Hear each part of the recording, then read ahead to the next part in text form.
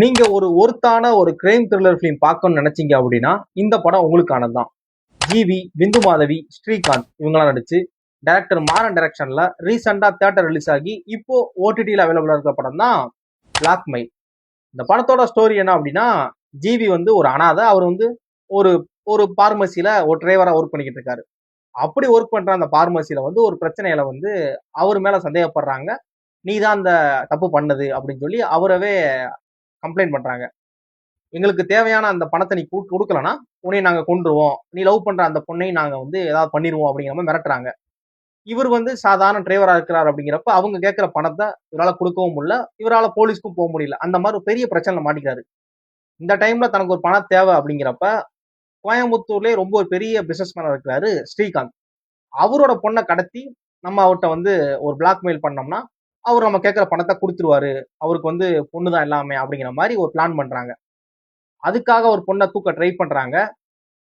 அவர் பொண்ணை அவங்க தூக்குனாங்களா தூக்கலையா, இந்த பிரச்சனையில இருந்து ஜிவி தப்பிச்சாரா தப்பிக்கலையா, ஸ்ரீகாந்த் அவரோட பொண்ணை காப்பாத்தினாரா காப்பாத்தலையா அப்படிங்கிற ஒரு கிரைம் த்ரில்லர் ஃபிலிம் தான் இந்த பிளாக்மெயில்.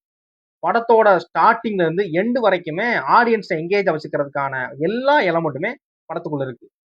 படம் ஸ்டார்ட் ஆன ஒரு 5 நிமிஷத்துக்குள்ளேயே படம் பயங்கரமா ஸ்டோரிக்குள்ள போயிடும். ஓப்பனிங்லயே ஒரு குபீரான ஒரு சஸ்பென்ஸ் காத்துக்கிட்டு இருக்கும். என்னடா அப்படிங்கிற மாதிரி ஒரு படம் ஓப்பனிங்கே ஒரு இதாக தான் இருக்கும்.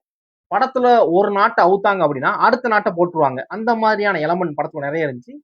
படத்தோட ப்ரீ இன்டர்வலும் ப்ரீ கிளைமேக்ஸ் போர்ஷனுமே படத்துக்கான ஒரு ஹை மூமெண்ட் தான். நம்ம அந்த அந்த டைம்லலாம் பாத்தீங்க அப்படின்னா படத்தோட டைரக்டர் மாறன் படத்தோட ஸ்டோரியையும் சரி, படத்தோட ஸ்கிரீன் பிளே அண்ட் ரைட்டிங்கை ரொம்ப பெஸ்டா பண்ணியிருந்தாருன்னு தான் தோணுச்சு. ஏன்னா இன்டர்வல் பிளாக்லாம் பாக்குறப்ப ஏதாவது நடக்குமோ, ஏன்னா அதை தாண்டி யோசிக்க தோணல. ஒரு படம் பாக்குறோம் அப்படின்னா கொஞ்ச நேரத்துக்கு அப்புறம் போர் அடிக்க ஆரம்பிச்சுன்னா போன் எடுத்து பாக்குறது இருக்கும்ல, அதெல்லாம் எதுவுமே இல்லாம முழுக்க முழுக்க நம்ம படத்துக்குள்ளேயே நம்ம உட்கார வச்சிருக்கிறாரு டைரக்டர் மாறன். படத்தோட சினிமோகிராஃபி ஒர்க் ஆகட்டும், படத்தோட மியூசிக் ஸ்கோர் ஆகட்டும், சினிமோகிராஃபி கோகுல் அவரோட ஃப்ரேம்ஸ்ல படங்களை பார்க்கறது ரொம்ப அழகா இருக்கு. சாம்சியஸ் நீங்க ரைட்டிங்ல பாத்துக்கோங்க, மியூசிக்ல நான் பாத்துக்கிறேன் அப்படின்னு சொல்லி பின்னி எடுத்திருக்காரு. பொதுவா ஜிவி நடிக்கிற படத்தை ஜிவி தான் போட்டிருப்பாப்ல, இதுல சாம்சியஸ் போட்டிருக்காரு. சாம்சியஸ் பின்னி எடுத்திருக்காரு படத்தோட பேக்ரவுண்ட் ஸ்கோரை. அதாவது படத்தோட அந்த மூடை என்ஹான்ஸ் பண்ணுது. அது எமோஷனல் இருந்தாலும் சரி, சஸ்பென்ஸ் ரிவீல் ஆகிற சீனா இருந்தாலும் சரி, அதை அப்படியே என்ஹான்ஸ் பண்ணி கொடுக்குது. படத்துல நிறைய காமெடி சீன் நல்லா ஒர்க் ஆயிருந்துச்சு. ரொம்ப நாளைக்கு அப்புறம் ரெடின் பண்ற காமெடி எல்லாம் சிரிப்பு வந்துச்சு. அதான் ஒரு ஹைலைட்டே. படம் எந்த இடத்துலயுமே உங்களை டிசப்பாயின்மெண்ட் பண்ணாது. கண்டிப்பா நீங்க எங்கேஜா ஃபீல் பண்ணுவீங்க.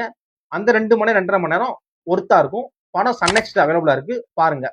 தேங்க்ஸ் ஃபார் வாட்சிங்.